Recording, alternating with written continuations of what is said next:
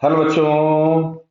यहाँ दिया गया है small ball of mass 1 kg is kept in a circular path of radius 1 meter inside a concentric smooth fixed casing of radius capital R। मतलब इस तरह से समझो, जैसे आप लोगों ने बड़ी कोई प्लेट देखी है, थाली, जिसका जो बाउंड्री होता है उसके साइड वर्टिकल्स होते हैं, देखा होगा।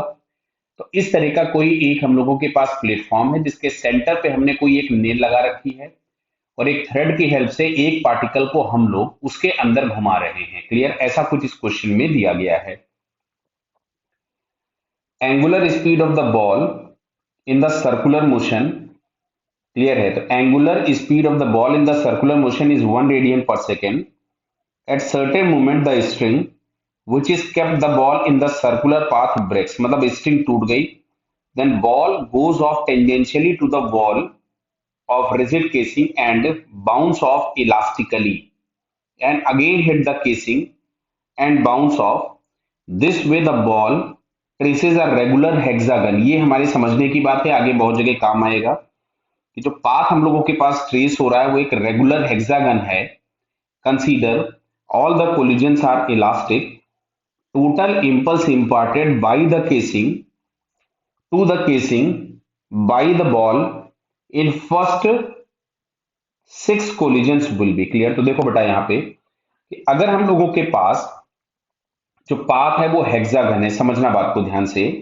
मतलब ये जो हम लोगों को यहाँ पे दिख रहा था कि ये एक सर्कुलर ट्रैक है कुछ ऐसा, केसिंग वाला, जिसकी रेडियस हम लोगों के पास एक कैपिटल आर है कुछ भी, और इसमें एक रेगुलर हेक्सागोनल पार्ट बन रहा है। मतलब यहां कहीं पे जाकर के ये मान लीजिएगा इस पॉइंट पे हिट किया पार्टिकल, फिर उसके बाद वो यहाँ पे कहीं इस वाले पॉइंट पे हिट किया ऐसा, फिर उसके बाद वो यहाँ कहीं पे हिट किया, और इस तरह से करके हम लोगों के पास एक हेक्सागन बन रहा है। क्लियर? तो अच्छा देखो, यहाँ जो इंपल्स होगा वो इंपल्स हमेशा एक्ट होगा अलोंग द कॉमन नॉर्मल। तो कॉमन नॉर्मल मतलब ये जो यहाँ पे केसिंग होगी, अगर ये सर्कुलर है तो नॉर्मल पास होगा सेंटर से। क्लियर? तो ये हम लोगों के पास डायरेक्शन ऑफ इंपल्स होगा। क्लियर बेटा? तो अब जैसे मैं अगर यहां से बोला गया एक रेगुलर हेक्सागन है, तो मैं एक रेगुलर हेक्सागन पहले यहाँ पे ट्रेस कर देता हूं। तो यहाँ पे हमको दिख रहा है कि जो भी नॉर्मल होगा वो हमेशा जो भी एंगल्स बन रहे हैं हेक्सागन के उसके बाइसेक्टर पे होगा। क्यों होगा बाइसेक्टर पे?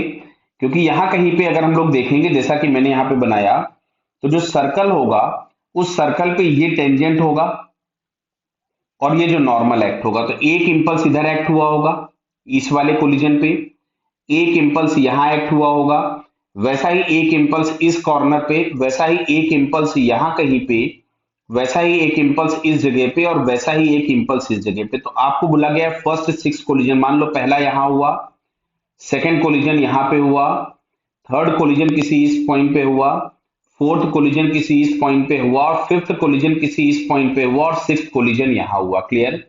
तो हमको दिख रहा है कि 6 कोलिजन में तो ये वाला इससे कैंसिल आउट हो गया, ये वाला इससे कैंसिल आउट हो गया, और ये वाला इससे कैंसिल आउट हो गया, क्योंकि इंपल्स एक वेक्टर होगा।